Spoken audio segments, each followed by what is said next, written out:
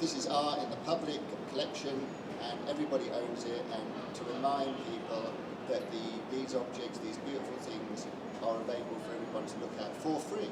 And I think that's great. And I commend everybody who's been involved in this project. And I suppose I have to come to a ceremonial moment and declare Art Everywhere 2014 is up and running. So thank you.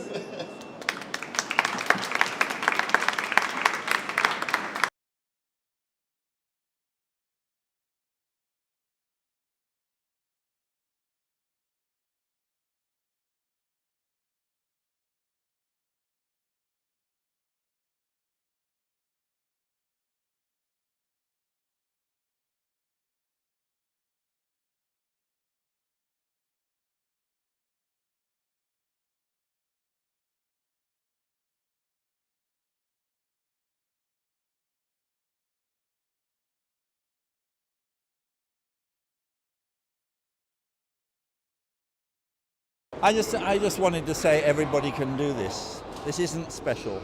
Actually, we all have the capability of conveying thoughts and feelings by drawing them, or actually to recognize in ourselves thoughts and feelings as they arrive by drawing. So drawing isn't just the drawing of something, it's actually a way of drawing up something that maybe you didn't know was there until you started drawing. And that actually drawing is fun, and that everybody can do it. Otherwise it just doesn't make any sense. Is it coming? Willie! We're not here to be drones to support markets that actually we don't control. We're here to share our experience of being alive. This is the greatest gift that any of us have. And art is one of the ways in which I think we do celebrate being alive.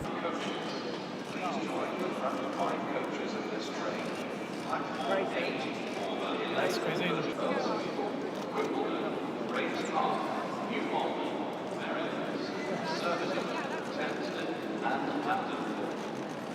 Well, as an artist, I like it almost as an artwork, in the fact that you've got these incongruous artworks cropping up all over the place, and also the sort of relationship of the works to advertising. I mean, they're putting themselves in a context where normally you have powerful images that are trying to sell you something, and here is something that isn't necessarily, though maybe it is trying to sell you something, it's trying to sell you an idea of what culture is.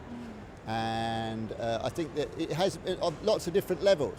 Another thing I like about it is the fact that, we live in a culture where everybody wants to take a photograph of stuff, and it's tailor-made for that.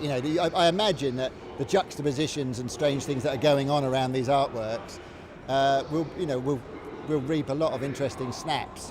Might give people a kind of poetic, interesting moment when they go to work. They encounter a piece of work in a context of art.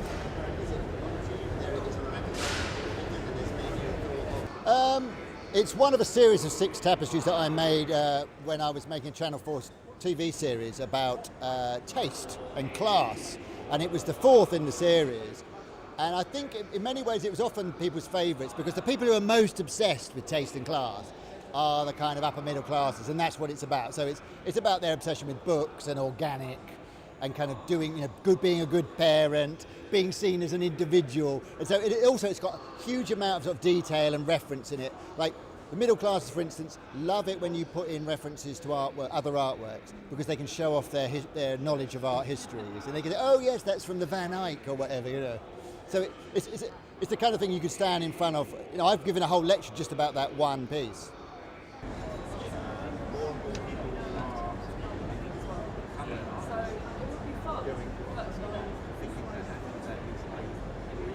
I mean, I think that what's incredible is how the range of them. I particularly love the Constable Cloud study. I mean, this is a tiny work, probably made in a few minutes, probably on Hampstead Heath on a windy, cloudy day, and there's something. What is it? It's about trying to give form to the formless, about trying to capture a moment, the chance moment of the relationship of space, light, and water vapor, caught by a kind of human spirit. I mean, for me, this is, well, I hope that my drawing shares something of that, that it's just we're not worried about defining something. We're actually just trying to, participate in the arising of something. And that's what I think makes that fantastic. And I think Mark Quinn's head is an extraordinary thing. I mean, it's a perverse object, but it's morbid. But in its morbidity is also something very profound. We're here for a very short time. Here is 8 pints of my own blood, made in a way a fossil, a frozen fossil of how I looked at a certain point in my life.